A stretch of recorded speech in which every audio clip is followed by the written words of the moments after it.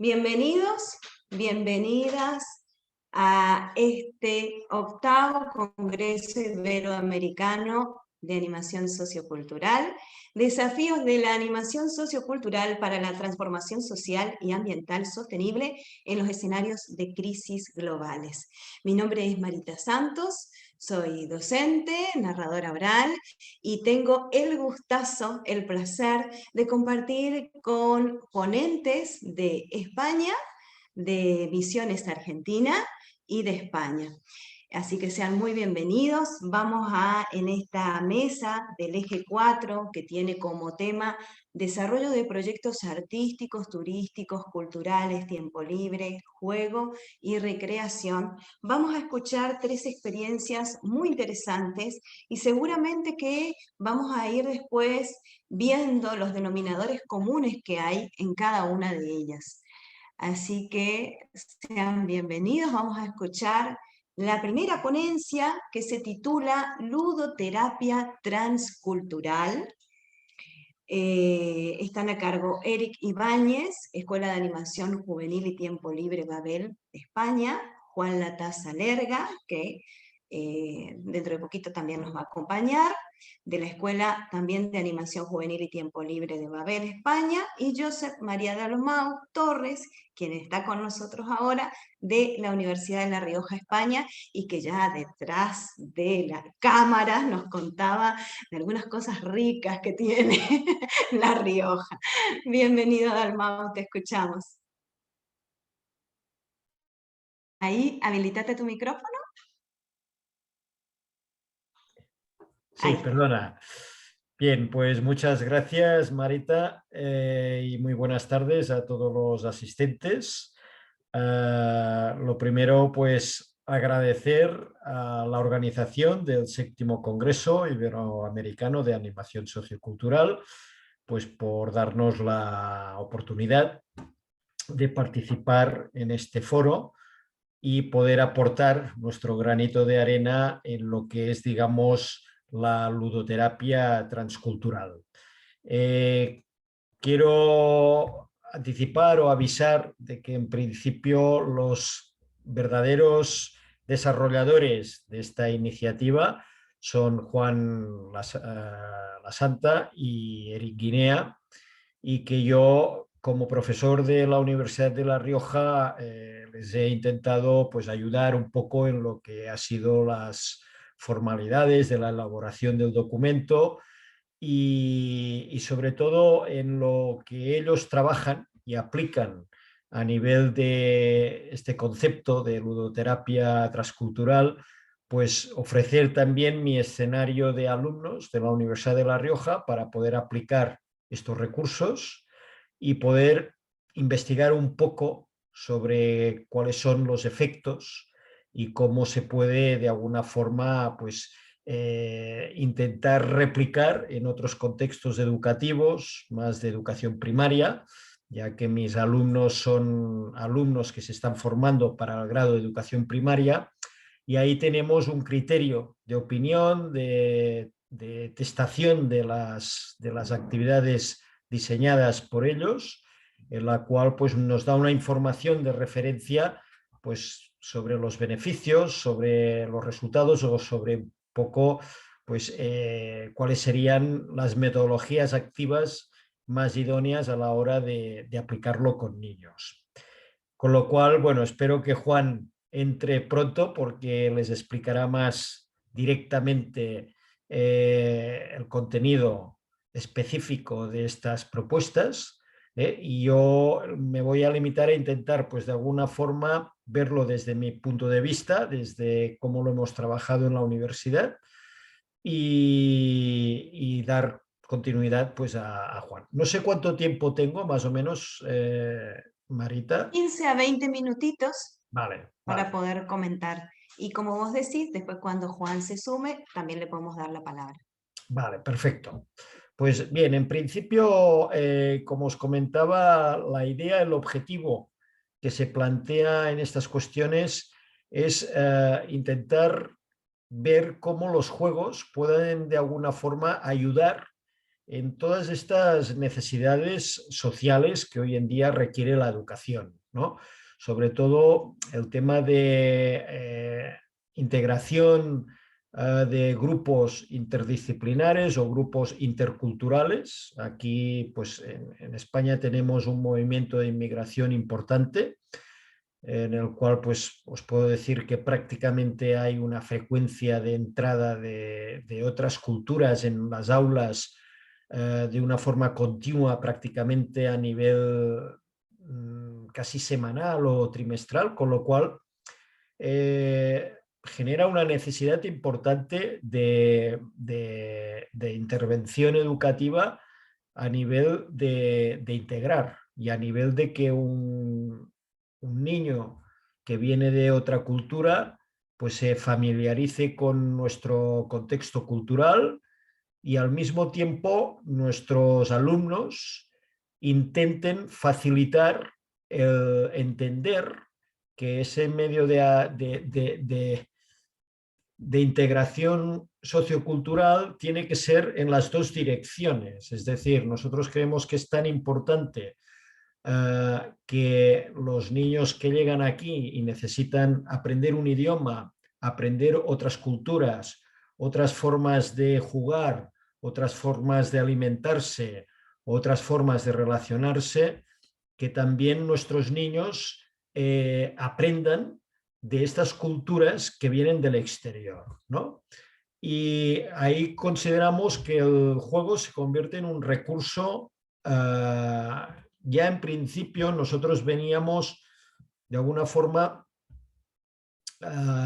intuyendo que el juego realmente tiene unos efectos potenciales de socialización brutal, ¿no?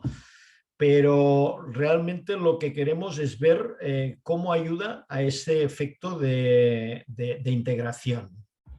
Entonces, al mismo tiempo, vemos que hay una serie de beneficios en los problemas que nosotros tenemos a la hora de aplicar nuestros propios juegos con nuestros niños, dentro de nuestra propia cultura, ¿no? Voy a poner ejemplos.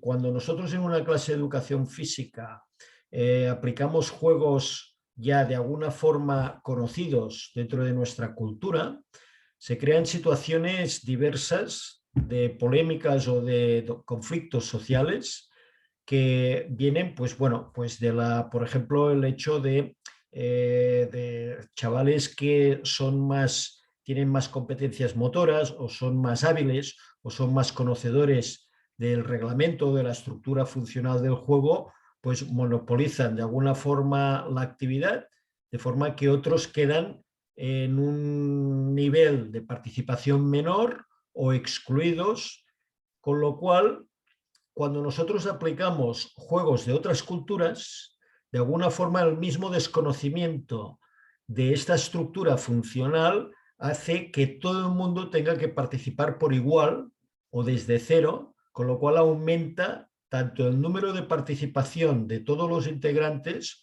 como aumenta, por ejemplo, el nivel de interacción cooperativa entre ellos, ¿no?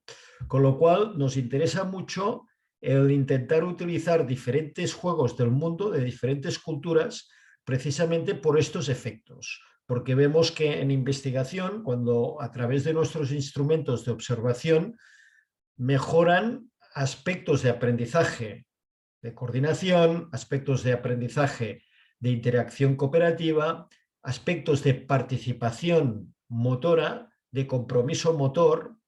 Por ejemplo, el concepto de compromiso motor, no sé si más o menos entendemos desde diferentes lugares qué significa, es el tiempo de participación activa y vigorosa de actividad física durante una clase de educación física.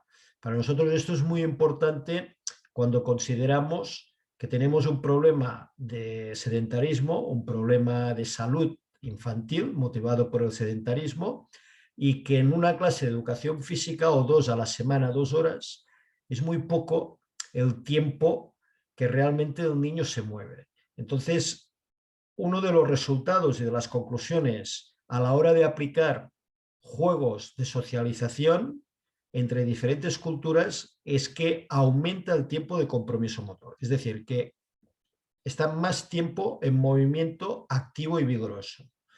Con lo cual, esto es una gran virtud o una gran oportunidad para aumentar de alguna forma pues, los índices de salud o de hábitos saludables de los niños. Hay otro tema, por ejemplo, que es el tema de la participación. El hecho de que un niño que viene de Pakistán o que viene de Marruecos, de alguna forma la primera semana pues prácticamente no participa en absoluto en ninguna actividad ni dinámica jugada. En el momento que él llega y aplicamos juegos de otras culturas o incluso juegos de su propia cultura, este niño empieza a participar por igual, interactúa por igual tanto en las direcciones de cooperación como de oposición, ¿vale? Es decir, le pasan la pelota porque al no conocer todos el mismo juego, de alguna forma todo el mundo se ve en las mismas necesidades de interactuar y de participar, ¿vale?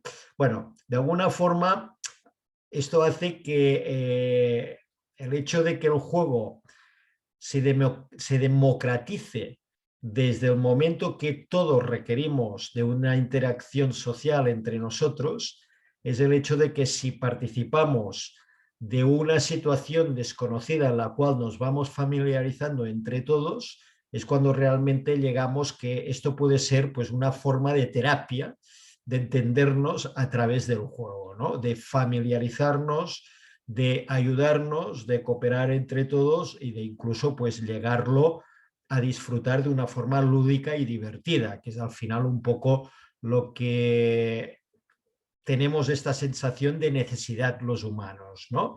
De poder conectar, de poder divertir y poder aportarnos este aspecto lúdico entre nosotros. Bueno, en definitiva, un poco las ideas van por aquí, ¿eh? Es decir, ahí espero que Juan entre rápido porque les explicará más exactamente qué tipo de juegos estamos hablando. Está ¿No? escuchando porque está ingresando. Ah, vale, perfecto, perfecto.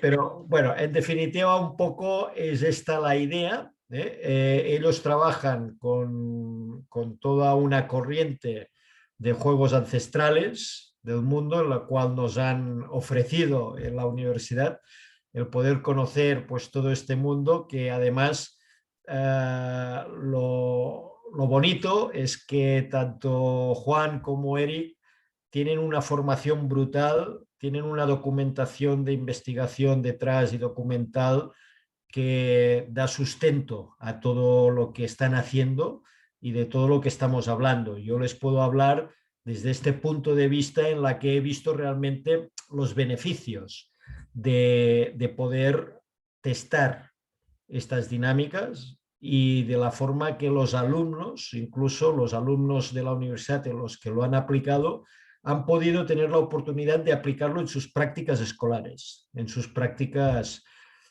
Os tengo que decir que el nivel de implicación de los alumnos ha sido genial en ese sentido, sencillamente porque el contenido les motiva, ¿eh? El hecho, sobre todo cuando a todos nos ofrecen algo nuevo, algo, un juego que no conozco, automáticamente parece como que se nos activan todos los sentidos, ¿no?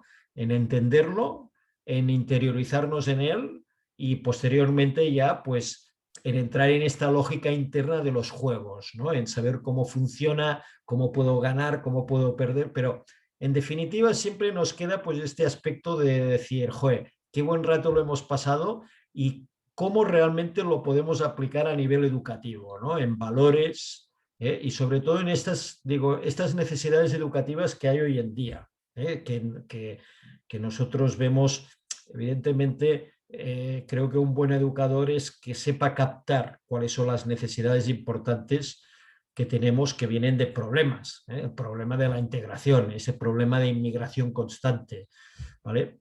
Y bueno, yo solamente pues esto, ver que a través de estos juegos un niño que acaba de llegar de otro país, que no conoce el idioma, que necesita conectar con el grupo y ver que a los 15 días está jugando en el mismo nivel de participación, de motivación, de interacción, comunicación, cooperación, oposición, es una delicia como formador y como educador. el ver, conseguir pues, que estamos rompiendo barreras precisamente con el juego, como un recurso, una metodología activa que está ahí y que la naturaleza de entenderlo pues desde lo que jugaban nuestros abuelos, nuestros antepasados, y revivir o rebobinar esas culturas de todos los sitios, asiáticas, orientales, occidentales, iberoamericanas, pues bueno, es un poco como lo que decías tú, Marita, ¿no? En pocos momentos hemos viajado de La Rioja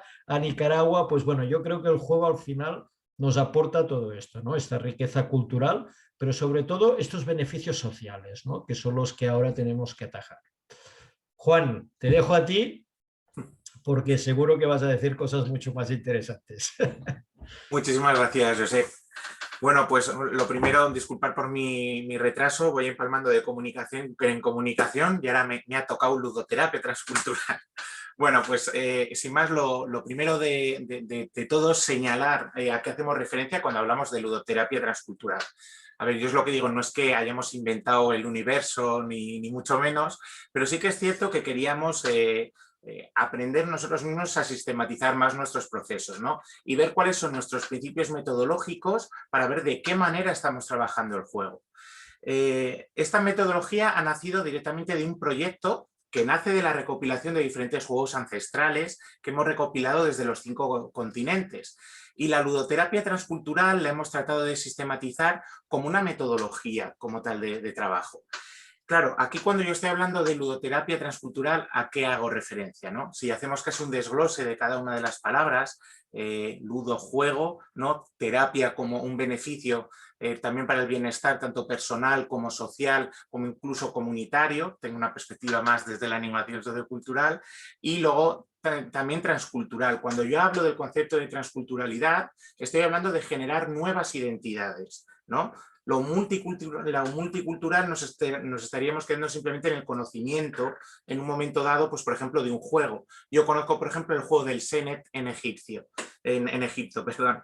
Bueno, pues vale, ahí lo único que estoy haciendo es jugar a un juego que jugaban los pueblos originarios, en este caso la cultura egipcia. La interculturalidad la podré trabajar en el momento que en mi espacio de interrelación tengo personas diversas. Si no, si yo, por ejemplo, yo me juntara con Josep y jugamos a un juego, por ejemplo, de Nicaragua, ¿vale? Estoy conociendo un juego de Nicaragua, pero mi relación va a ser multicultural con el juego. Intercultural es en el momento que igual si estoy jugando con Marita y estoy jugando, por ejemplo, con las personas de Academia de Talentos, ¿no? En el momento que ya nos juntamos todos, que ya hay una diversidad cultural, pues bueno, en este caso sí que puede haber una relación de interculturalidad. Ahora bien, ¿cuándo se produce la transculturalidad? En el momento que toda esta diversidad, desde la subjetividad colectiva, somos capaces de generar una nueva identidad. Os voy a poner algún ejemplo práctico porque igual se puede visibilizar más ahí. Además, os traigo os voy a hablar de un proyecto que me hace especial ilusión, que es en México, que precisamente hacían con las casas de las personas que luego iban a coger el tren que se denominaba el tren de la muerte, ¿no? Cuando iban a pasar la frontera a Estados Unidos. Entonces era un tren que podía coger en esas casas solo se podía coger a personas durante un máximo de 3 días. Pero fijaros lo difícil de esta situación, que sabían las personas que entonces ahí eran recreadores, no eran tanto animadores socioculturales, puesto que en México se trabaja más con el término de recreación, bueno, de hecho en muchísimos países de América Latina, y claro, dicen que era muchas veces simplemente como cubrir un espacio de ocio, pero que era un poco duro porque había muchos temas tabú que no podían salir encima de la mesa. Bueno, el caso es que una profesora de la Universidad de Oaxaca decidió a través de una asignatura bueno, pues ir con sus alumnos a hacer un programa de actividades dentro de esta casa. ¿Qué pasó? Que se pusieron a jugar al juego, por ejemplo, de piedra, papel o tijera, ¿no? Vale, piedra, papel o tijera, me imagino que lo conoceréis todo el mundo. ¿Qué pasa? Cuando alguno perdía, directamente se eliminaba. ¿Qué es lo que pasó? que hubo un momento que ellos, directamente quien ganaba, gritaba a su país de origen. Tened en cuenta que esta clase de información no se compartía así como así, pero hubo un momento que una práctica de juego que podía ser algo común, la terminaron generando como una identidad propia, porque era su propia manera de jugar a ese juego. Esto nos pasa con muchos juegos ancestrales. Incluso es significativo que un mismo juego que tenemos a los dos lados del charco se juega de manera diferente o incluso se juega de la misma forma, solo que lo único que cambia es la narrativa, es decir, la forma de contar ese juego. Cualquier juego, por ejemplo, de pillar, ¿no? Estoy pensando, igual aquí hablamos de polis y cacos, pero en otro sitio puede ser, por ejemplo, los políticos contra los ciudadanos, por ejemplo, puede ser, ¿no? Puede ser, se pueden cambiar esta clase de identidades, ¿no? Bueno, pues lo que nosotros buscamos con la ludoterapia transcultural es que de manera comunitaria, porque desde luego es una metodología grupal, seamos capaces de generar nuevas identidades compartidas, pero siempre abrazando la diversidad. Y cuando hablo de diversidad es incluyendo diversidad funcional, afectivo-sexual, cultural, de diferentes tipos y clases, ¿no? O sea, no simplemente quedarnos con algo anecdótico. Y finalmente hablaros también de un caso que nosotros hemos llevado a cabo precisamente este año pasado a través de la recopilación de los juegos ancestrales de los 5 continentes, donde dentro de estas formaciones, cuando empezábamos a jugar a un juego con las reglas rígidas como tal, ¿no?, que tenía ese juego, finalmente terminábamos adaptando y flexibilizando las normas como tal, ¿no? Ahí sí que de alguna forma transformábamos el juego y lo hacíamos, pues, desde luego, pues, para que lo disfrutaran más las personas participantes, pero ya cobraba una nueva identidad y muchas veces al cambiar alguna regla ya es que estamos creando incluso juegos nuevos, ¿no? El juego es algo serio y también es algo que desde luego no es solo una cosa de niños, ¿no? A mí una máxima que siempre repito es, yo cuando estudié educación social en la Universidad de Salamanca, nos hicimos unas camisetas que poníamos un niño que no juega, un adulto que no piensa. ¿Por qué? Porque no puede ser quien quiere ser. Nosotros con la ludoterapia transcultural, partiendo de esta clase de principios, creemos que sí podemos llegar a cambiar incluso el pensamiento colectivo y siempre desde la subjetividad colectiva, ¿no? Pero abrazando esas diferencias. No sé si más o menos ha quedado claro, pero esto va un poco en la línea. Y no quiero quitaros tampoco mucho más tiempo porque sé que hay otra ponencia. Y insisto, reitero mis disculpas por llegar tarde. No, muchas gracias Juan, gracias Dalmau, porque creo que en 20 minutos nos han contado una experiencia maravillosa y me quedo con varias preguntas que después que terminen los ponentes vamos a propiciar un espacio para conversar un poquito, pero me quedo con esta idea de el juego, la diferencia con lo multicultural y lo transcultural, ¿no? ¿Dónde aparece lo transcultural de generar estas nuevas identidades, ¿no? No es simplemente, como decía Juan, jugar a un juego que pertenece a otra cultura, sino, pensaba yo, es como una reapropiación de ese juego, ¿no? Me quedo con esa idea para seguir pensando y, como soy narradora, me encanta pensar la dimensión del cuerpo en todo esto que Dalmau al comienzo compartía como ese concepto del compromiso motor. Me encantó pensar y seguir pensando en esa línea. Gracias y vamos ahora a Academia de Talentos. Los voy a presentar desde Posadas Misiones, Argentina. Expresión corporal, flow de lo creativo en momentos adversos, pensando en lo diverso. Carolina Beatriz Martínez, DEFI número 1, Instituto Superior Esteban Lugo, Facultad de Humanidades y Ciencias Sociales, que nos acompaña ahí Carolina. Gustavo Ariel Álvarez, del BOL número 1 y del Instituto Superior Antonio Ruiz de Montoya, y Rocío Ruggero, también nos acompaña ahí el trío, el Instituto de Previsión Social IPS. Sean bienvenidos y los escuchamos.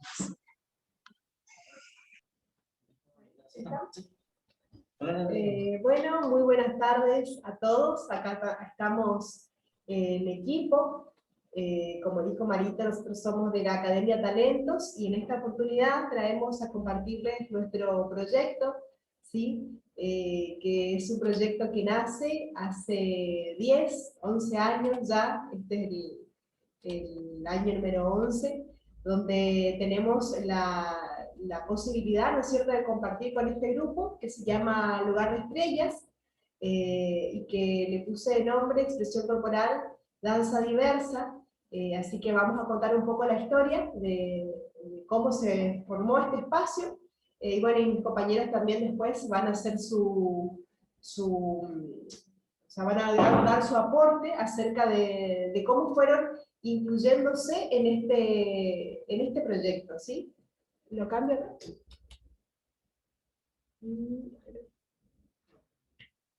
Ahí está. Bueno, el Lugar de Estrellas nace en el año 2008, siendo una institución que trabajaba anteriormente, que es Pequeño Hogar, sí, que era una institución de educación especial, sí, que atendía a niños y jóvenes con algún tipo de discapacidad, en la ciudad de Posadas Misiones. Nace como un taller interno, sí, que funcionaba de manera extraescolar, sería cuando los chicos terminaban su horario de clase, podían asistir a lo que era Hogar de Estrellas. En aquel momento tenía ese nombre porque el instituto se llamaba Pequeño Hogar, que hasta ahora sigue funcionando, ¿no? En el año 2010 pasamos a hacer un taller de manera independiente, y ahí cambia el nombre, ¿sí? Y lo llamo Lugar de Estrellas, viniendo anteriormente de Hogar, ¿sí? Lo llamamos Lugar de Estrellas, y pusimos el nombre de Expresión Corporal para personas con necesidades educativas especiales. Ahí quiero hacer un encuadre, ¿no? Porque con esta cuestión de los nombres y los paradigmas que van surgiendo a medida que van pasando los años, en aquel momento todavía no tenía claro el concepto de cómo llamar el taller, ¿sí? Y bueno, o sea, puse Expresión Corporal, Necesidades Educativas Especiales, haciendo hincapié justamente a las personas con algún tipo de discapacidad, ¿no es cierto? Cosa que al pasar los años fue cambiando el término, y hoy día ya tiene otro nombre, ¿sí? Se llama Expresión Corporal Danza Diversa, porque haciendo también como una llegue a lo que Dalmau dijo, trabajamos con todo tipo de diversidad, ¿sí? Lo que se rescata en el taller es tratar de justamente encontrar la capacidad que cada uno tiene como persona, y bueno, así estamos fluyendo. Acá, perdón.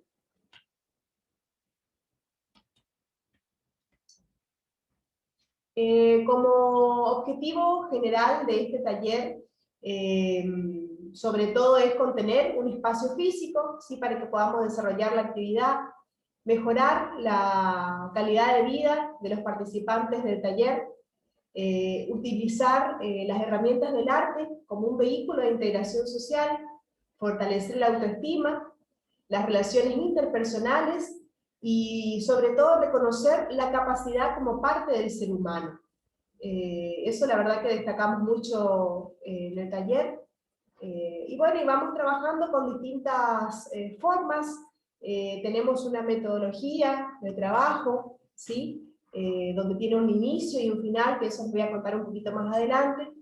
Pero bueno, en el transcurso de todos estos años hemos realizado variadas composiciones coreográficas, todas de autorías propias. Sí, tomamos siempre artistas locales o por ahí internacionales con su música, ¿sí? Y en lo cual se trata de hacer un trabajo integral donde los chicos del taller puedan conocer de qué se está tratando, ¿no es cierto? Ahí las fotos que ven van haciendo alusión a distintas obras que fuimos componiendo. Por ejemplo, la que está arriba tuvo nombre Hadas y Elfos, que cada una de nuestras obras también tiene un mensaje hacia la comunidad, ¿sí? Del medio ambiente, por ejemplo, o del cuidado de la salud. Siempre hay alguna promoción tras nuestras presentaciones. que eso también es lo bueno que quisiera rescatar. Hay música de moda también, como el reggaetón, todo lo que sea bachata, ¿sí? Que los chicos quieren bailar, así que eso también se trabaja. Y trabajamos lo que es danza libre, expresión corporal y mucha danza jazz. También, y bueno, distintos estilos, folclore estilizado, que justamente la obra que presentamos ayer en el marco de este congreso fue una obra que armamos con Rocío, y bueno, y también con Gustavo, que está toda la parte de producción, con una temática de folclore, ¿sí? De folclore regional, con danza estilizada. En cuanto a la metodología de trabajo, podemos decir que se realiza siempre un precalentamiento corporal, ¿sí? Donde se incentiva a los chicos a mover todas las partes del cuerpo, desde la cabeza hasta los pies, ¿sí?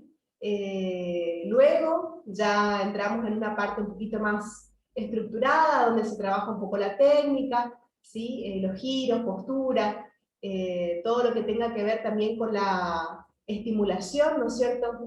La percusión corporal, la música, distintos tipos de música. Trabajamos con elementos, ¿sí? Como ser pelotas, aros, cajas, telas, cintas, ¿sí? Elásticos, todo lo que por ahí creemos que sea un recurso como para ubicar, traemos a las clases. Se trabaja también con muchos colores, ¿sí? Utilizando todo el apoyo audiovisual, objetos lumínicos como ser linternas, cositas que tienen destello, para cada montaje coreográfico, ¿no? Generalmente la clase se da en esos marcos, ¿sí? Un precalentamiento, una marcación de coreografía, y finalmente una elongación y una relajación. Como les dije hoy, los estilos de danza que prevalecen son la danza contemporánea, jazz, y otros movimientos como el reggaetón y la bachata. No sé, ¿venimos bien hasta ahí? Sí, muy bien, Carolina. Bueno, ya enseguida le voy a dar lugar a mis compañeros, termina acá esta partecita. En el transcurso de estos años hemos participado en varios concursos, ¿sí? De danza a nivel provincial y nacional, y también en distintos eventos como artistas invitados. Esto para mí es importante, debido a que cada apuesta contiene su magia, ¿no? Y sobre todo su preparación para que los chicos salgan a la escena, ¿sí? O el solo hecho de compartir el escenario con otros artistas de manera profesional, la verdad que da una impronta diferente a ellos, y ahí rescato la importancia que tiene esto de sentirnos bien como personas, ¿no es cierto? Comprometidas con una actividad, y la verdad que eso se rescata muchísimo en este grupo, el compromiso que tienen a la hora de salir a la escena y mostrar su trabajo, la verdad que es admirable. Así que, bueno, eso, después otra cosa. Bueno, acá ya le dejo lugar a mi compañera, que le va a contar un poquito también acerca de esta ley. Bueno, buenas tardes a todos, soy Rocío Ruggiero, profesora de danzas del grupo Lugar de Estrellas. Por ahí, rescatando lo que decía Carolina al principio acerca de estas terminologías que fueron cambiando a través de los años, creemos importante considerar que desde la antigüedad y hasta la actualidad inclusive, hubieron ciertas concepciones contradictorias acerca de qué se define como discapacidad. En este sentido, creemos importante definir a partir de la ley número 22.431, la cual define a una persona con discapacidad como aquella que padece una alteración funcional permanente, transitoria o prolongada, motora, sensorial o mental que, en relación a su edad y medio social, implique desventajas considerables para su adecuada integración social o laboral. En este marco, creemos importante también considerar que en la actualidad se han presentado ciertos cambios en torno a ciertas políticas públicas, prestaciones y servicios que configuraron un sistema de protección hacia las personas con discapacidad. en donde también hubo un cambio de paradigma, donde ya no se considera la discapacidad como una enfermedad, considerando también a estos como objetos de protección, sino más bien como sujetos de derecho. Ahí, sí, en este sentido, era otra parte, siguiendo con esto, consideramos que más allá de estos cambios que se vienen dando a partir de los años, como sociedad aún queda mucho por hacer, como por ejemplo evitar las palabras discriminatorias, utilizar la terminología inclusiva, entre otras cuestiones que hoy en día todavía como sociedad falta problematizar y observar, digamos, esas conductas y actitudes que muchas veces tenemos sin darnos cuenta a veces. Por eso para ello también se requiere un gran compromiso social. Es por eso que desde nuestro lugar también, de nuestro espacio de expresión artística, tratamos de promover las conductas solidarias, la conciencia social, partiendo de esta premisa, ¿no?, de que el arte mueve, une y sana. Como decimos también, se cree relevante lograr un reconocimiento propio de la diversidad de la sociedad, poniendo un foco en la persona y no en su discapacidad, estableciendo transformaciones que logren beneficiar a todos sin ningún tipo de distinción, para eliminar así las barreras sociales con las cuales se encuentran muchas veces y le impiden participar en la sociedad.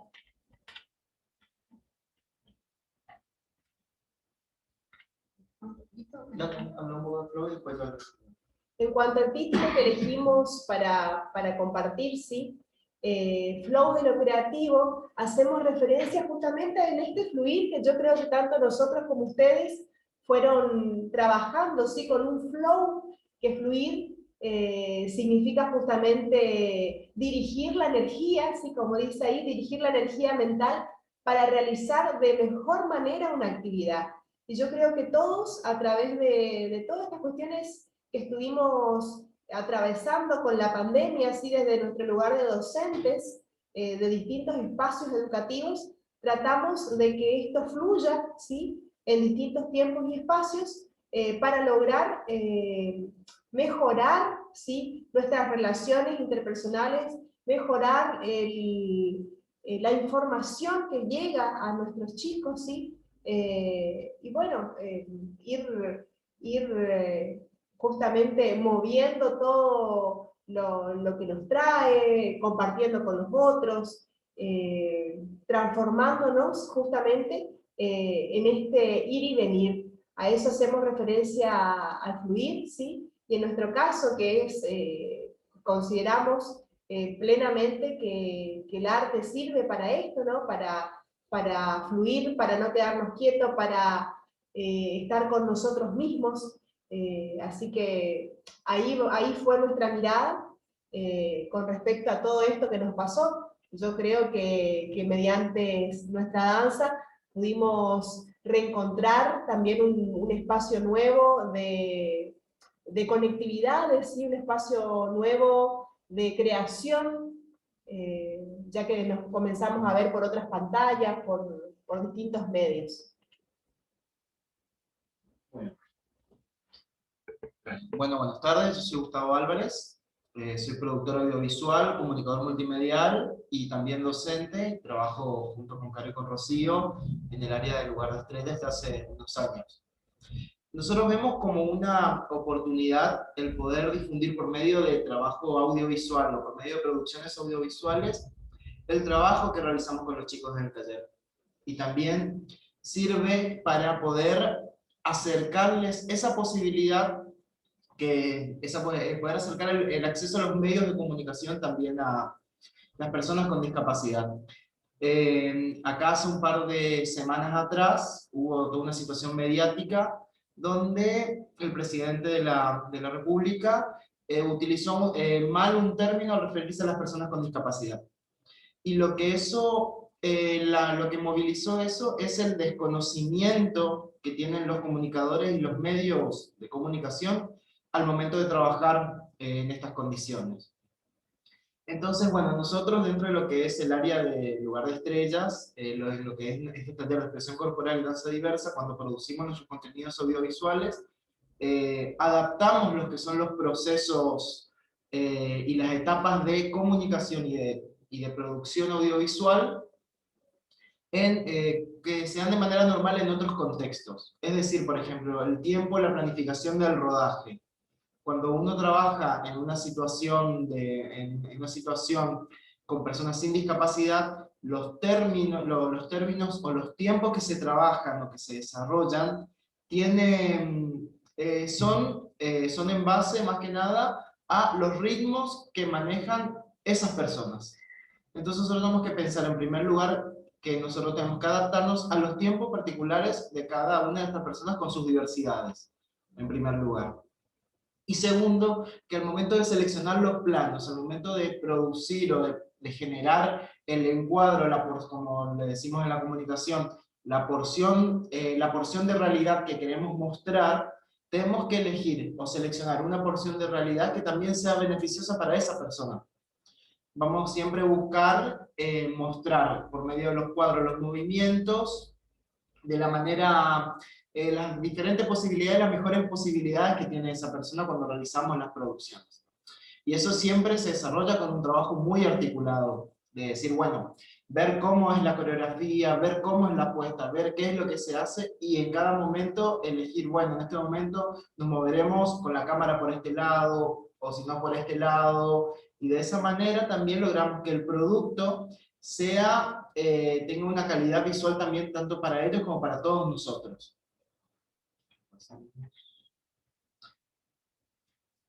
Sí, bueno. Lo que también a nosotros nos pasa dentro de lo que son los trabajos en audiovisual, tengo acá mi machete, es que debemos permitir o acercar los medios de comunicación no solamente para darle participación, sino también incluirlos en las producciones, en los medios de comunicación a las personas con discapacidad. Pensamos de que no solamente tienen que estar frente a cámara o detrás de un micrófono, sino que ellos desde sus distintas posibilidades pueden ocupar puestos de trabajo muy diversos, muy distintos, en los estudios, en los sets de grabación, y esto también, de esta forma, acercamos otra posibilidad de arte también. Consideramos a los medios audiovisuales como una forma más de arte. Entonces, es otro tipo de acceso, porque capaz un chico dice, yo no me gusta la expresión corporal, no me gusta bailar, no me gusta dibujar, pero tiene la posibilidad de poder realizar otro tipo de trabajos. Podemos estar en vista a un muy buen camarógrafo, en vista de un muy buen fotógrafo, un muy buen editor también, y son posibilidades que nosotros no le damos porque creemos que no van a llegar a alcanzar ese lugar. Entonces, también está en nuestro lugar el poder, como sociedad, poder acercarle esos roles también de los medios de comunicación. Sí, con respecto a lo que dice Gustavo en cuanto a la animación sociocultural, consideramos justamente este espacio como un lugar de promoción, ¿no es cierto?, para que la sociedad pueda ver nuestro trabajo, pueda acercarse a conocer, ¿sí? Y como les digo, salir y mostrar nuestro trabajo, tanto de manera audiovisual o de manera participativa, cambia la mirada del otro desde nuestra institución también, que es Academia Talentos. No solamente trabajamos con personas que tengan algún tipo de discapacidad, sino brindamos canto, danza y teatro a niños de desarrollo típico, y desde nuestra institución promovemos justamente la integración, ¿sí? Más allá de que consideramos de que la sociedad está siendo cada vez más justa, hay muchas cuestiones que tenemos que seguir trabajando para que el día de mañana ya podamos aceptar plenamente toda la diversidad con todas sus formas y maneras. Consideramos plenamente también que los resultados han sido muy exitosos. Es un grupo que se mantiene en el tiempo. Como les digo, damos fe de que mejora su calidad de vida, ya que al tener un proyecto, sí, eso también pasa, que cuando las personas, como todas las personas, vamos quedando grandes, o las personas van quedando, hoy por ejemplo con Marita estuvimos a la mañana con un proyecto que trabajaba con adultos mayores, ¿sí? Qué importante es tener algún proyecto en la vida, ¿no? Y eso pasa a veces con los chicos, jóvenes, adultos, Cuando ya salen de las instituciones escolares no hay más espacios a dónde ir, ¿sí? Por eso rescato también lo que decía Gustavo, que desde nuestro lugar tratamos de ofrecer algún medio donde yo me sienta útil para algo, ¿sí? Porque creo que todos queremos ser útiles, queremos seguir estando, queremos seguir compartiendo y tener proyectos sobre todas las cosas. Creo que en Lugar de Estrellas hay muchos chicos, jóvenes, adultos, que ese es su proyecto. Vengo a participar, vengo a mostrar, vengo para tratar de mejorar mi coreografía, tratar de mejorar mi condición física, y damos plena fe de que así es. Y bueno, disfrutamos muchísimo con ellos también. Y bueno, sobre todo, como les digo, el disfrute y el compromiso que ponen en esta actividad, la verdad que es maravilloso. Por ahí si tenemos un tiempito, después mostramos lo que se estrenó ayer. Y bueno, y si no, seguramente ya lo van a tener después para mirar. Así que eso es todo. Muchas gracias. Muchas gracias. Gracias, chicos, gracias por compartir también su experiencia. Y bueno, yo me voy quedando así con algunas frases que ustedes van diciendo. Creo que este trabajo, este proyecto que están realizando, se centra justamente en la mirada en las posibilidades que tienen las personas y no en sus discapacidades. Y nuevamente el cuerpo, como vimos en el anterior proyecto, también cobra una relevancia muy interesante de dimensionar. Vamos a continuar con nuestro tercer grupo de ponentes y nos vamos a Nicaragua. Estuvimos en España, Argentina y ahora a Nicaragua. Nos dijeron hoy que nosotros le saludamos con el mate, ellos nos saludaron con el café, promoviendo los juegos tradicionales nicaragüenses, una experiencia de animación sociocultural. Adolfo Alejandro Díaz Pérez, que nos acompaña, Milady de Los Ángeles Arauz Úbeda, de la Universidad Nacional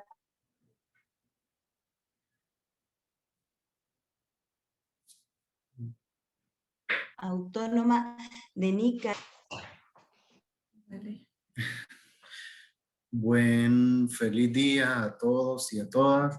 Para nosotros es un gusto poder estar compartiendo con ustedes esta experiencia de animación sociocultural que es parte de nuestro quehacer como profesores comprometidos con el desarrollo social y comunitario de nuestros respectivos lugares de orígenes.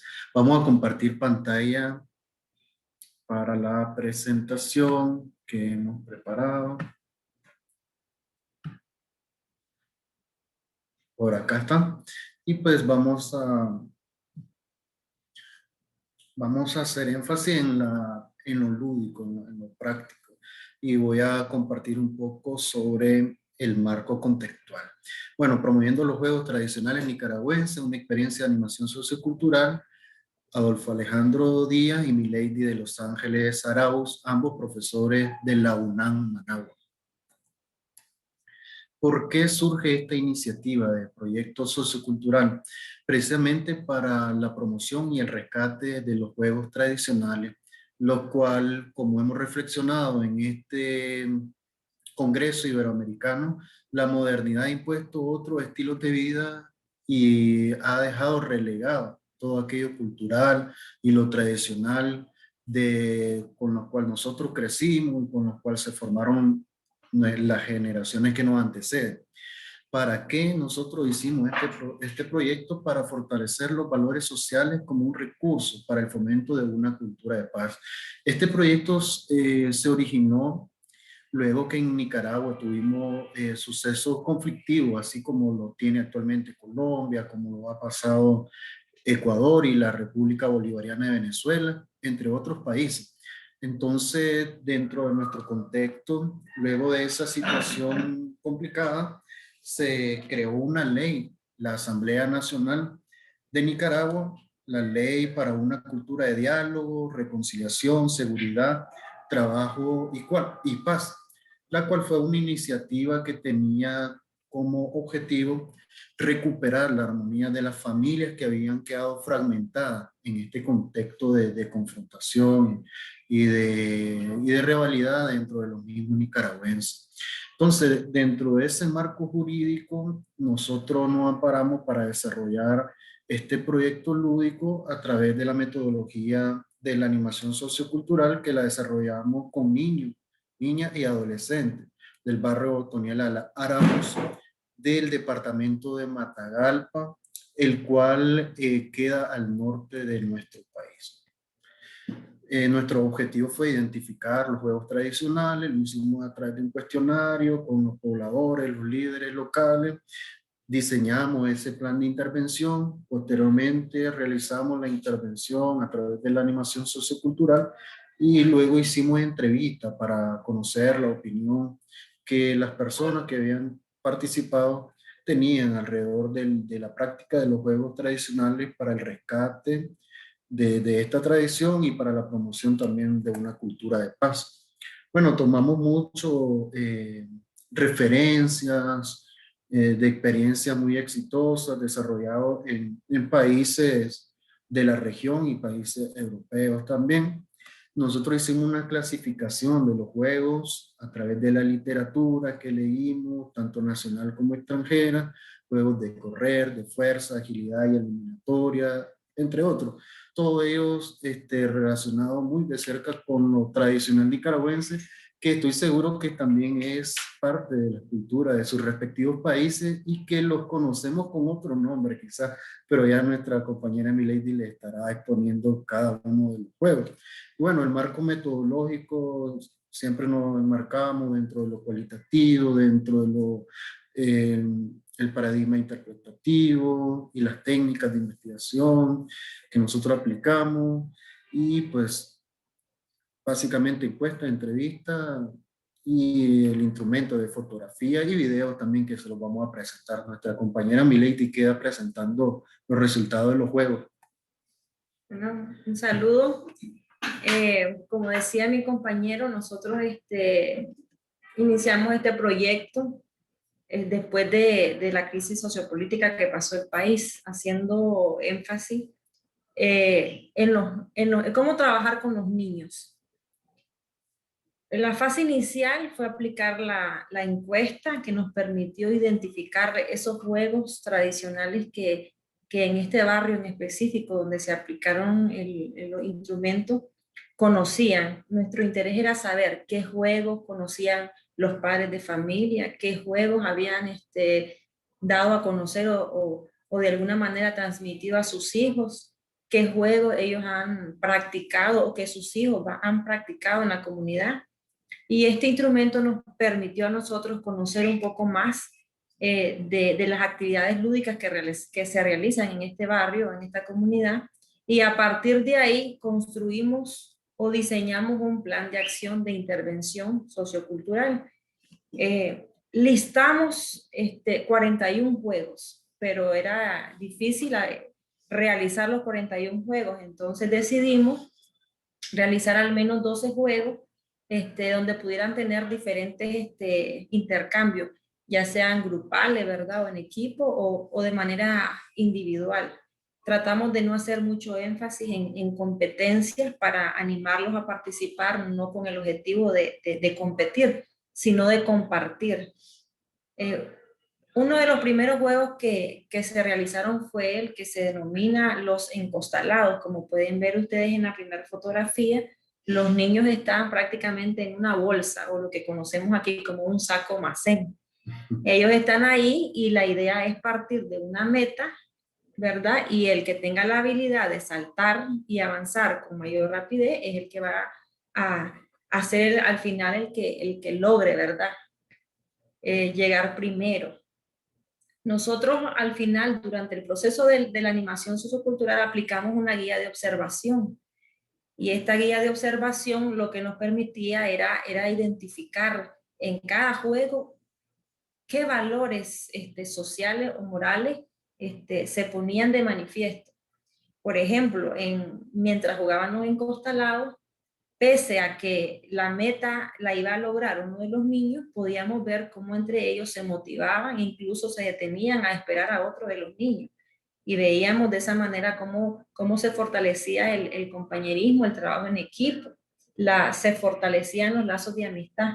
Y no solo en este juego, sino en cada uno de ellos, de diferentes maneras, mirábamos que para los niños es un juego, ¿verdad? Más que una competencia, es un juego. Y como decían los compañeros que nos antecedían en la ponencia, nos queda muy claro que los juegos tienen un valor, una riqueza lúdica y un valor social indiscutible.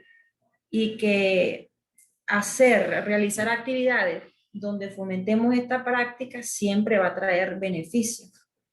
¿Cuál era el objetivo de aplicar esta animación sociocultural con los juegos tradicionales? Pues mejorar un poco la comunicación entre los pobladores, mejorar la convivencia, puesto que después del periodo 2018 el ambiente era bastante difícil, y digo a nivel nacional.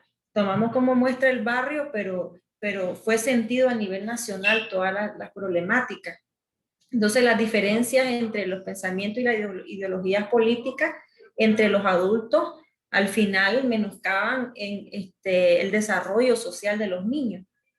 Entonces nosotros al final, cuando aplicamos cada uno de estos juegos, fuimos valorando cada uno de ellos. Por ejemplo, tenemos acá el bolero, que en México se le llama valero. Aquí nosotros le decimos bolero, que es un juego que se utiliza, es de madera el instrumento, se utiliza un palo de madera que al final tiene una forma cóncava, y lo que se pretende es que el niño tenga la habilidad de hacer llegar la pelota a esa parte cóncava, y el que lo haga repetidas veces es el que tiene, ¿verdad?, por así decir, la mejor habilidad. En este juego igual, pese a que es individual, porque cada quien tiene un instrumento, siempre están motivándose, siempre están sonriendo, alentándose uno al otro a participar y a mejorar. No desisten los niños, no es que dicen ya no pude, no lo logré, sino que ellos siguen insistiendo, siguen desarrollando como valor personal la confianza en sí mismo. También se practicó otro juego que sin duda, nosotros decimos juegos tradicionales nicaragüenses porque en el compendio, ¿verdad?, que hicimos de todas las consultas que hicimos, esos son los que se han desarrollado de antaño. Suponemos que han venido, como decían los otros compañeros, de otras culturas, y que aquí hemos venido transformándolos y adaptándolos a nuestra propia cultura. Tenemos ahí el que conocemos como landa o volandaz, que consiste en correr, que uno de los niños tiene el volandaz y tiene que alcanzar a otro niño, y a través de tocándolo traslada el volandaz a ese niño, y ese niño continúa sucesivamente siguiendo a otro hasta que todos logren tener el volandaz, ¿verdad? Entonces los niños no quieren tener el volandaz y se evitan, esquivan y se corren para no ser tocados. Entonces esa es un juego que de igual manera fue muy enriquecedor. Los niños disfrutaron completamente. Voy a compartir con ustedes, vamos a compartir un pequeño video para que vean ahí uno de los juegos. De los encostalados. Sí, el de los encostalados.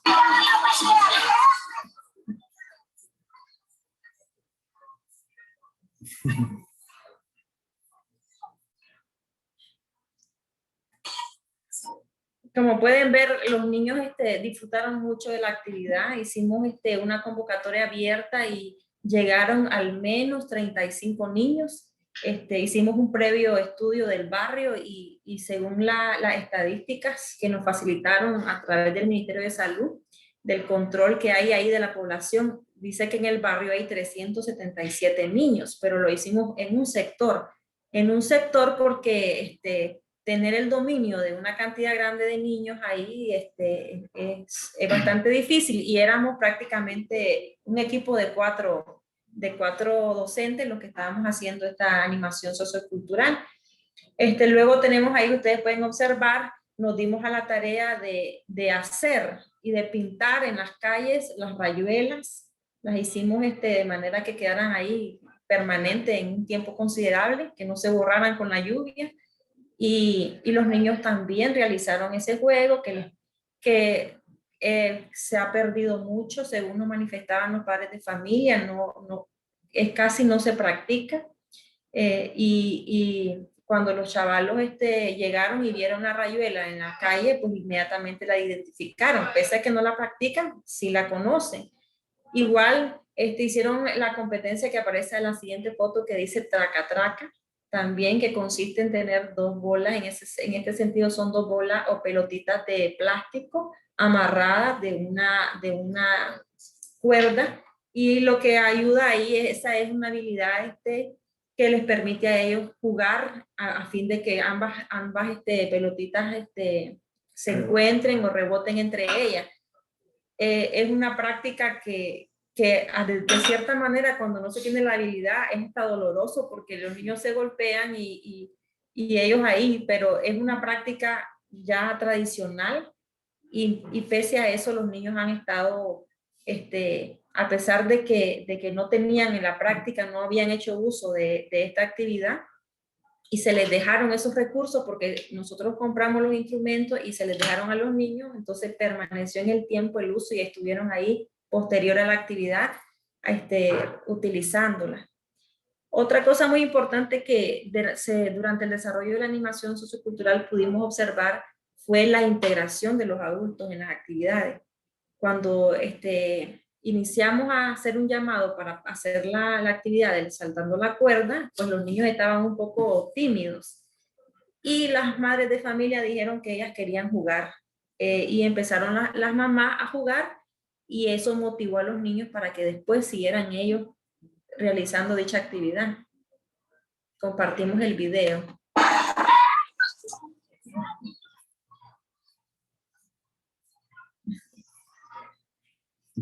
Bueno, tratamos ahí tenemos bastantes videos, tratamos de tomar algunas partes que pudiéramos compartir para que ustedes pudieran apreciar cómo fue el desarrollo de la actividad. Como pudieron observar, ella era una abuelita que andaba con sus 3 nietos y ella decidió jugar a la cuerda primeramente y mostrarle a los niños cómo era el juego, y después los niños se integraron a la actividad. Al final, después que terminamos nosotros de hacer cada uno de los juegos, aplicamos una entrevista donde las preguntas estaban dirigidas a saber, a conocer por parte de los pobladores qué les parecía la actividad, si consideraban ellos que estas actividades fomentaban una cultura de paz, si realmente fortalecían valores, principios y valores en los niños. Y en la mayoría de las manifestaciones que nos hicieron los padres de familia y algunos niños a quienes les consultamos, siempre nos hacían referencia a que era una buena experiencia, a que los hicimos recordar su niñez, a que era importante transmitir estos juegos a las nuevas generaciones, que era preocupante cómo los niños ahora tenían demasiadas horas frente a una tablet, a un celular, al televisor, que había muy poca práctica o muy poca realización de actividades lúdicas, y que, bueno, que ellos estaban interesados en que se diera continuidad a esta actividad. Nosotros nos habíamos propuesto, como decía inicialmente mi compañero, 4 objetivos. En principio estaba el de conocer, identificar los juegos. Sí logramos identificar a través de la referencia, ¿verdad? Y los estudios previos pudimos alcanzar a listar 41 juegos y los dividimos según las características. Y sí identificamos estos 41 juegos y sí pusimos en práctica, como les decía, solamente 12 por el tiempo y por la cantidad de niños y también por los recursos como previo. Sí quedó demostrado que los juegos tradicionales tienen una riqueza, como les decía, lúdica y un valor social inigualable que se debe de continuar utilizando. También nos permitió diseñar un plan de acción para poder aplicar, no solamente en este barrio, como mencionaba, el barrio Otomí Arauz de Matagalpa, sino un plan de acción que puede ponerse en práctica y replicarse en cualquier otra comunidad. Y al final, pues sí logramos, y quedó manifiesto que sí, los pobladores dicen que estos juegos ayudan a promover una cultura de paz, a fortalecer los valores a mejorar la convivencia y la comunicación entre los mismos. Y bueno, eso es en cuanto a lo que nosotros queríamos compartir con ustedes respecto a este pequeño proyecto de animación sociocultural. Nuestro objetivo es darle continuidad. Esto fue un proyecto inicial y nuestro interés es ahora poder elaborar un manual didáctico para la práctica, para la promoción, difusión y práctica de los juegos tradicionales nicaragüenses.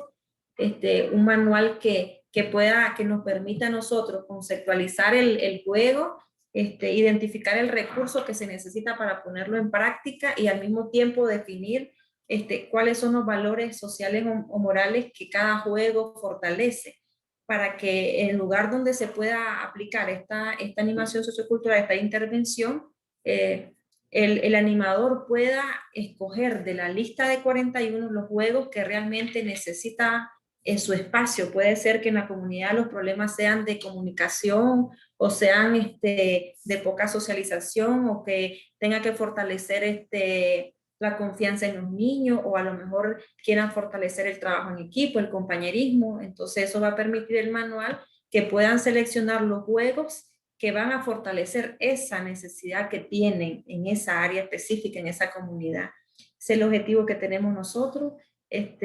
Lo compartimos con ustedes.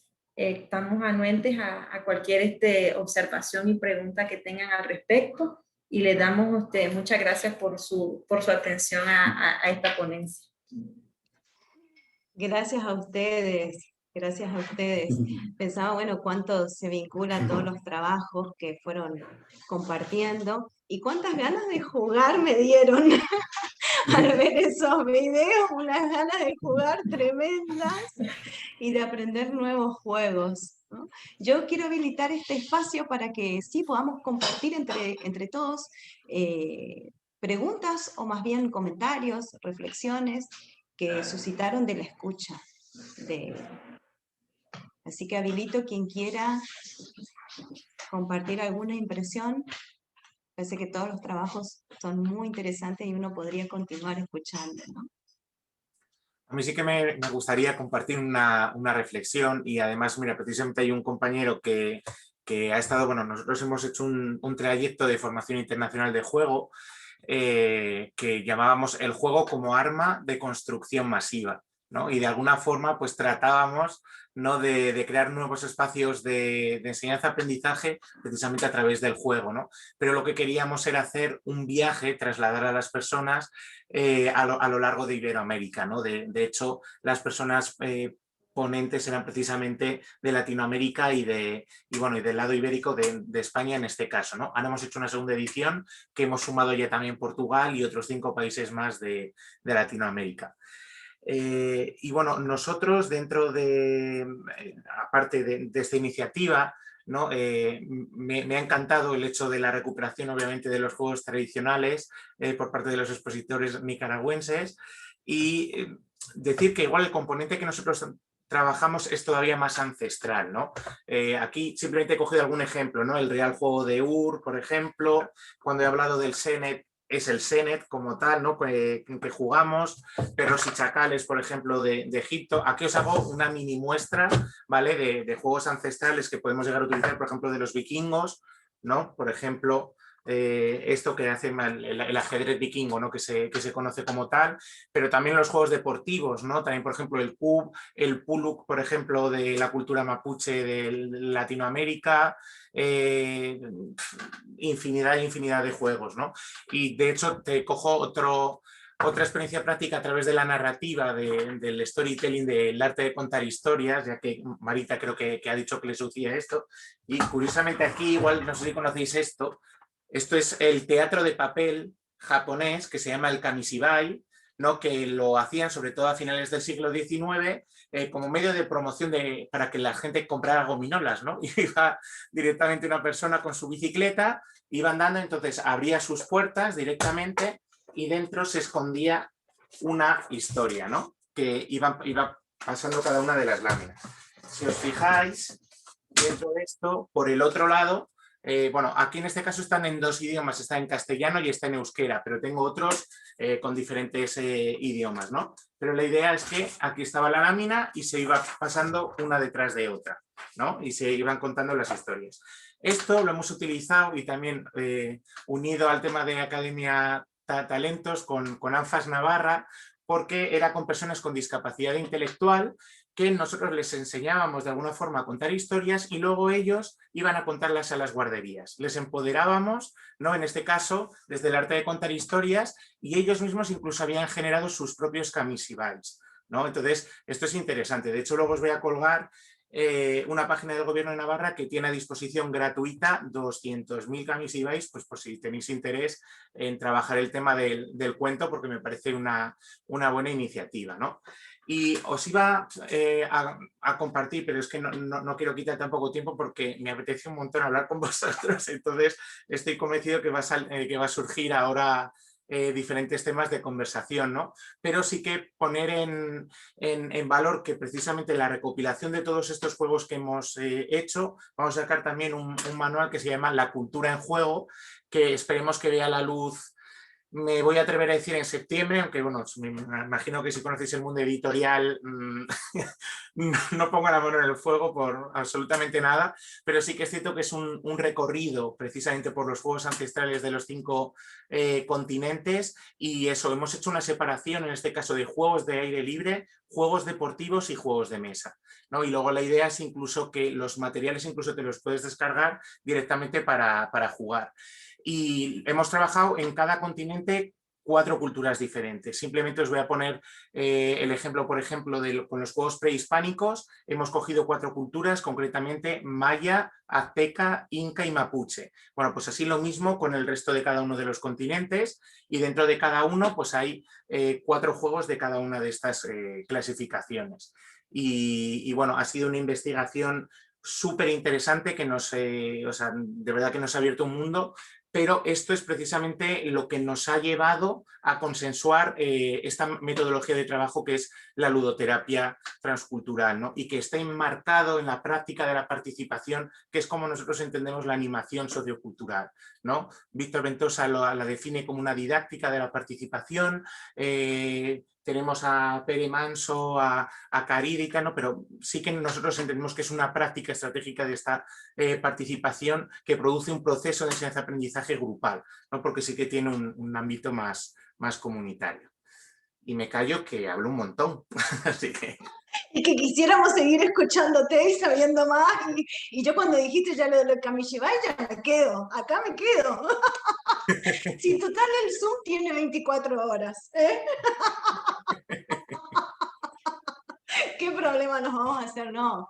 Y maravilloso, bueno. Tengo una consulta para ellos con respecto a, para Juan y para Dalomau de la primera ponencia, sobre cuál es el rol que al momento de traer un nuevo juego al grupo para trabajar, cuál es el rol del docente con esta persona que integra. Supongamos, tengo una persona extranjera que trae una propuesta de juego, cuáles son los pasos y los roles, y si hay un intercambio de roles entre el docente y el alumno para compartir también con sus compañeros de clase.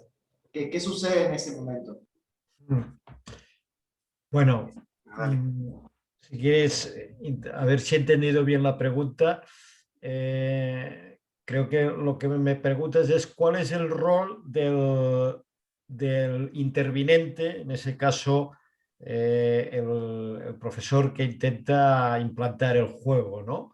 Mira, es uno de los temas que realmente nosotros, bueno, yo desde la universidad intento investigar o explorar, porque creo que es una de las piezas clave el hecho de cómo realmente actúa el profesor cuando quiere implantar un juego.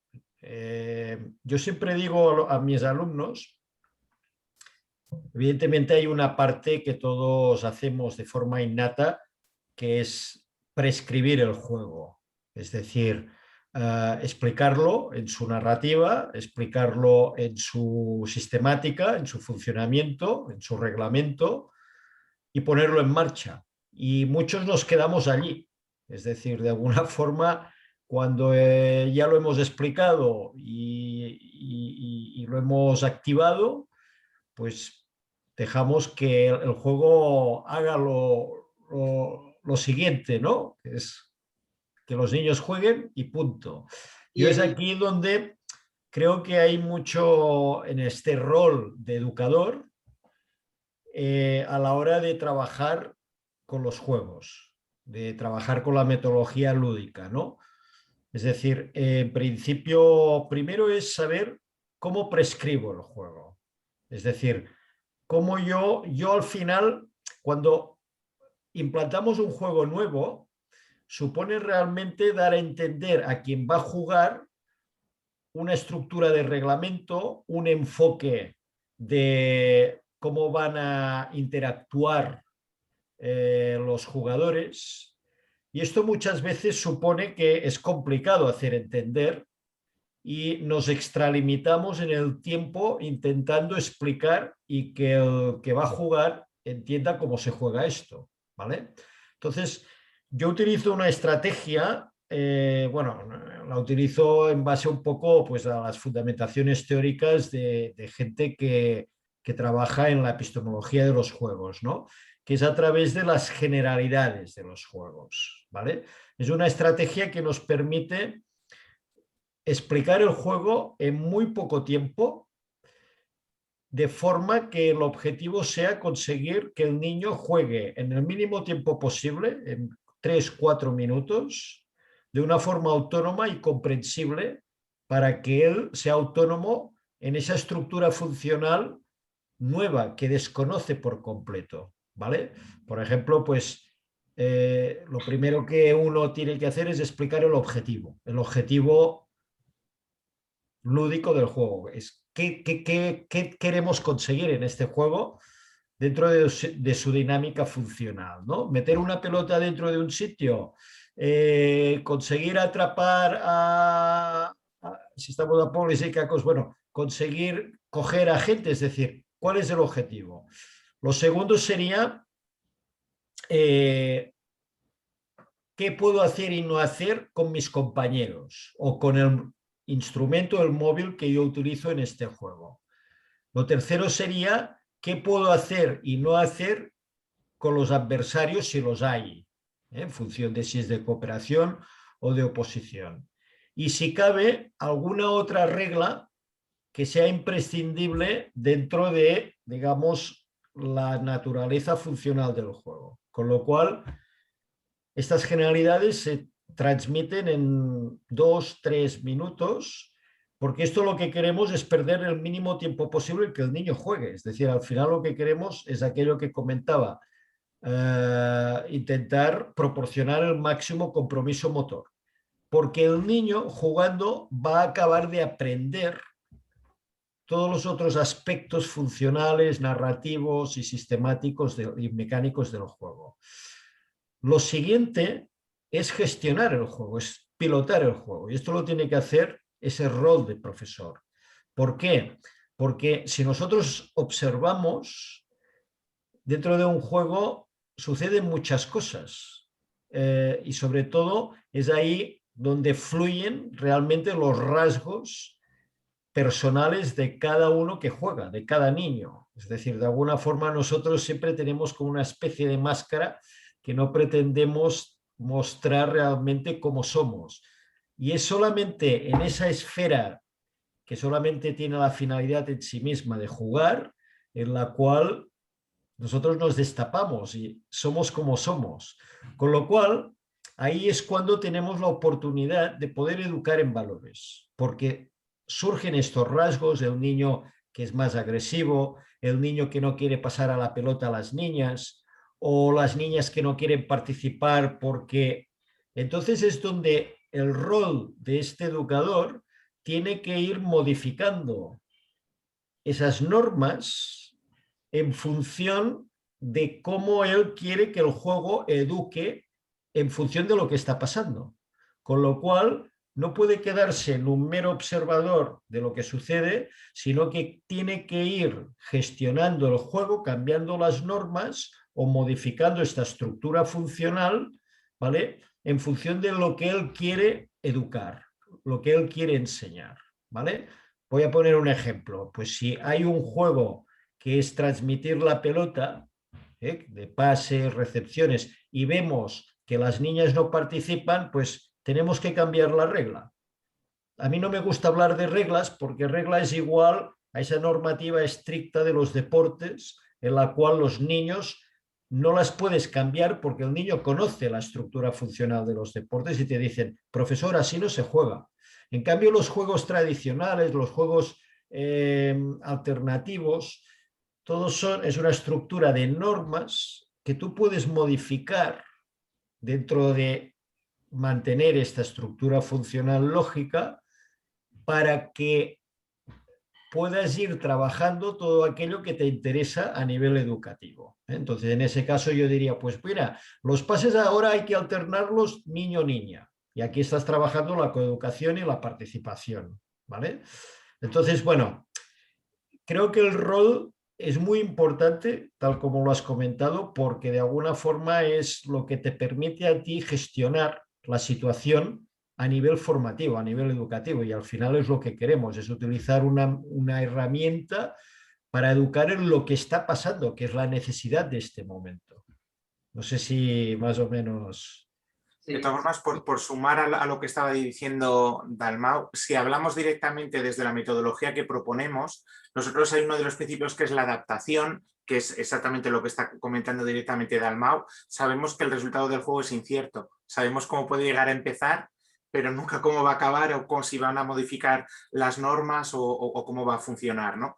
Y luego también hay otro de los grandes principios que es el relativismo cultural, ¿no? Que muchas veces juzgamos directamente la forma de juego que igual tienen en otro sitio, en otro lugar del mundo, y no dejamos que aparezca de manera natural la esencia del juego, ¿no? Aquí lo importante es literalmente vivir el juego, ¿no? Si nosotros somos personas educadoras, porque cuando estamos hablando de ludoterapia transcultural es que estamos utilizando el juego de una manera educativa pura y dura, y por lo tanto hay una intencionalidad directa. Nos iríamos muchas veces incluso a serious games, ¿no? Por decirlo de alguna forma, ¿no? Y nuestra metodología es que es aprendizaje basado en juegos, ¿no? En espacios normalmente de educación no formal, pero es que esta metodología la puedes llevar perfectamente al sistema escolar, ¿no?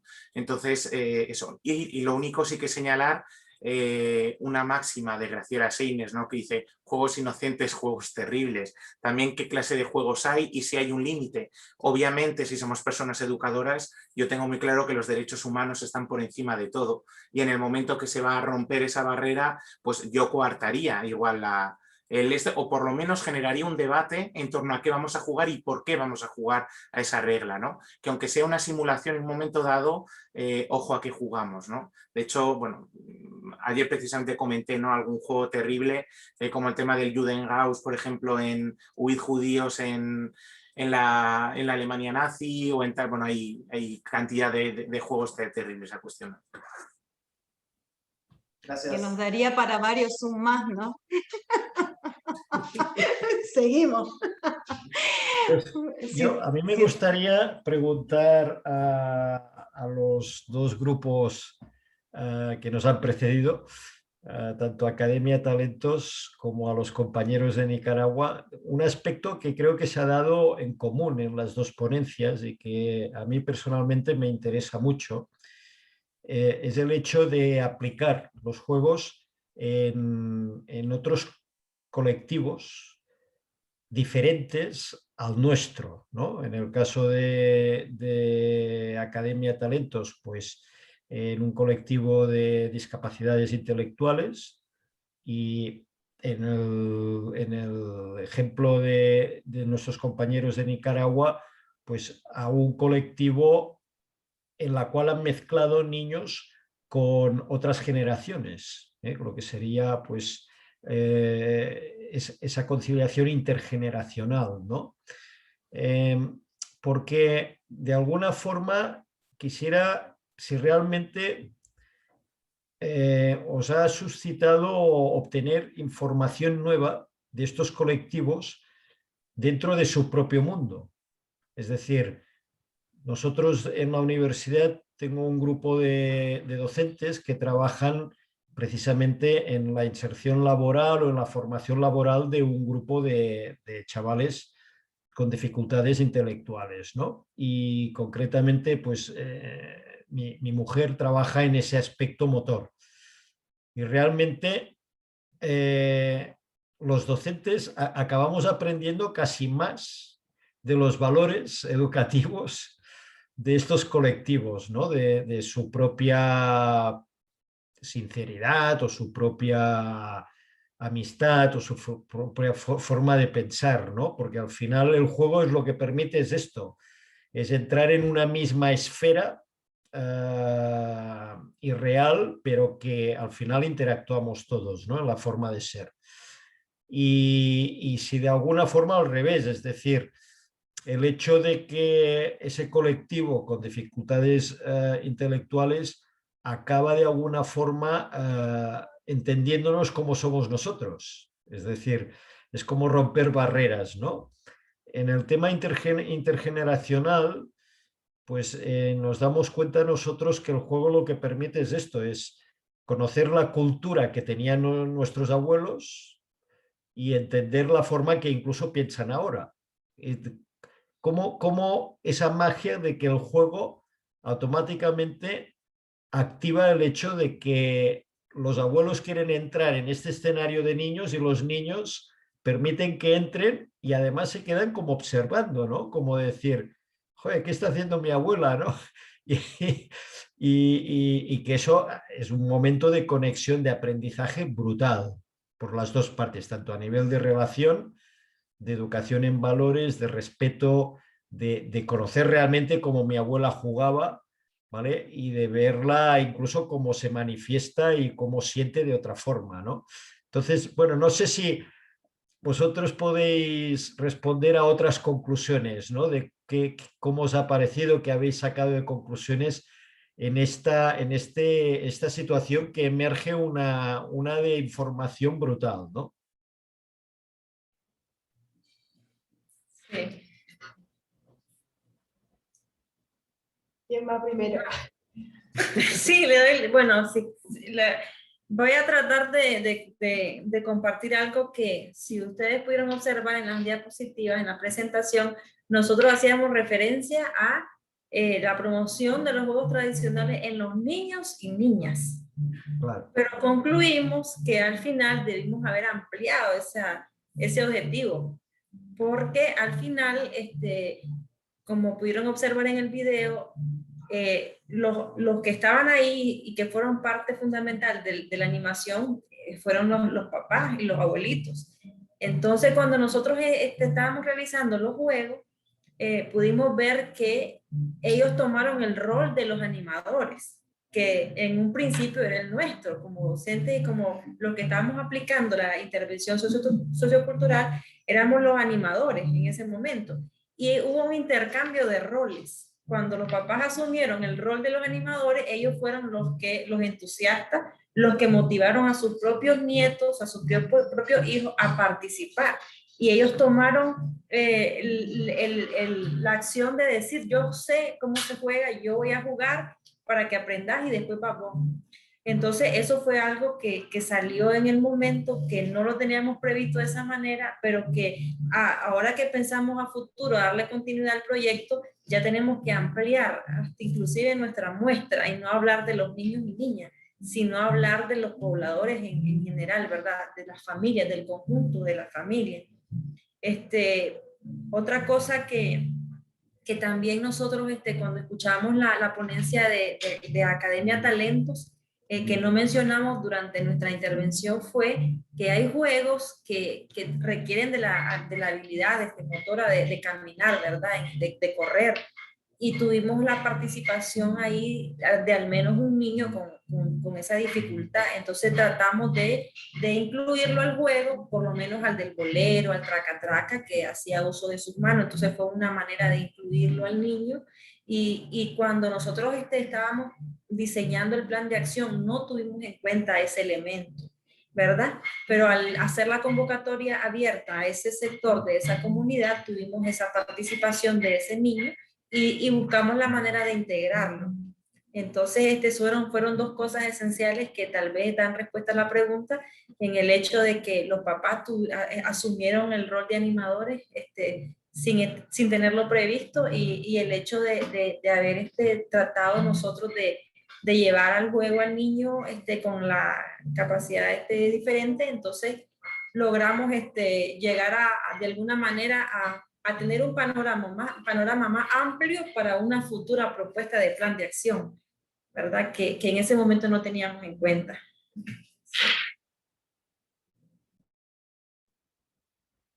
Yo desde mi parte lo que puedo decir, ¿sí? En este ida y vuelta, a mí me sirvió muchísimo como para trabajar, como siempre digo, el tema de los tiempos, ¿no? De la paciencia, que a veces uno va con la vida como muy acelerada, y en el caso de ellos, ¿sí? De este grupo, y yo soy docente de educación especial, ¿no? O sea, estoy en constante relación con personas con discapacidad.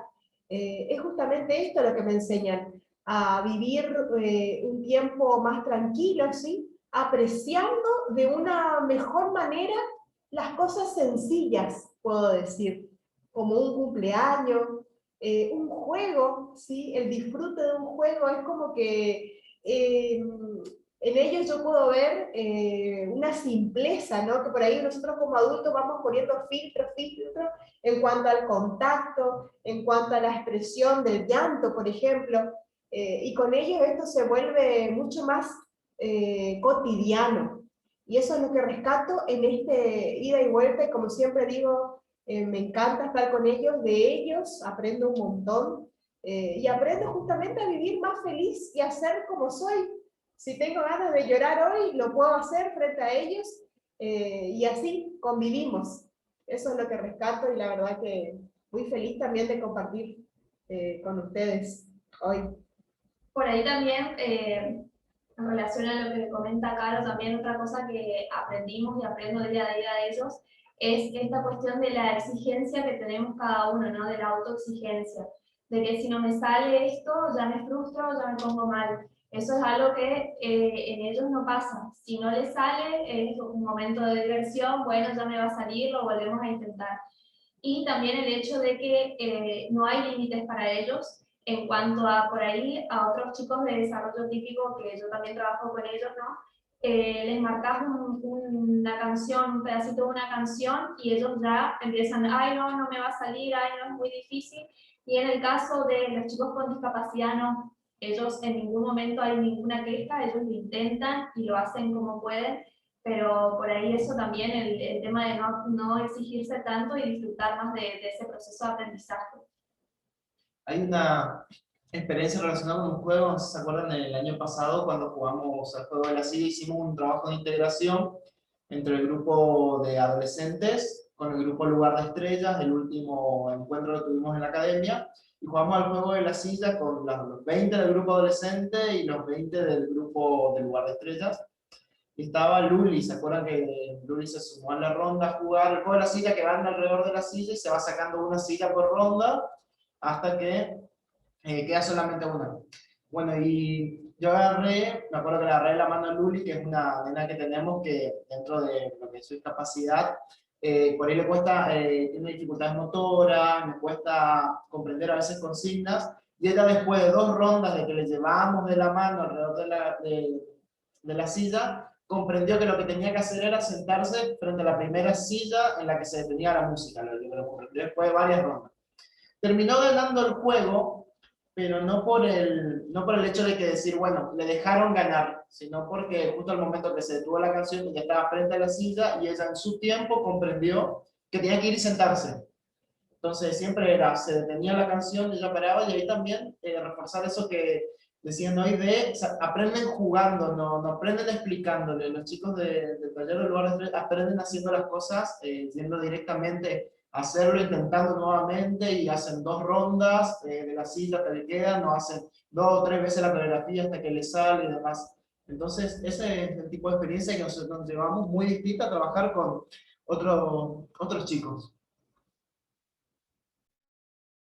Bueno, vieron que podríamos continuar y seguir, pero como hay que cerrar, Y como yo la pasé tan bien, como creo que ustedes la pasaron también, les voy a despedir con una bendición. Que las lluvias que los mojen sean suaves y cálidas.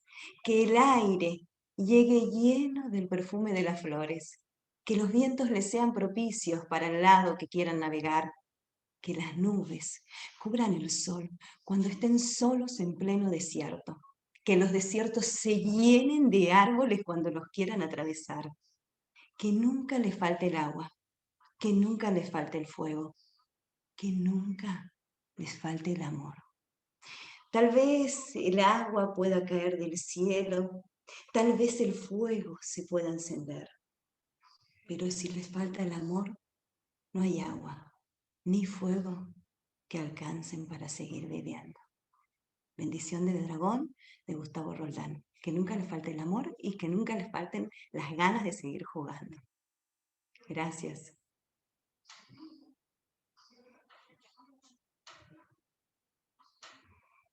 Nos estaremos viendo seguramente por estos caminos.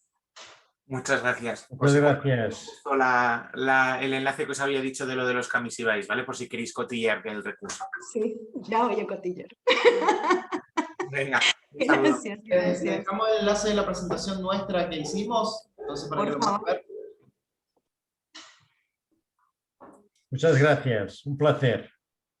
Un placer, igualmente. Ay, mucho gusto. Un gusto, saludos a todos y un gusto.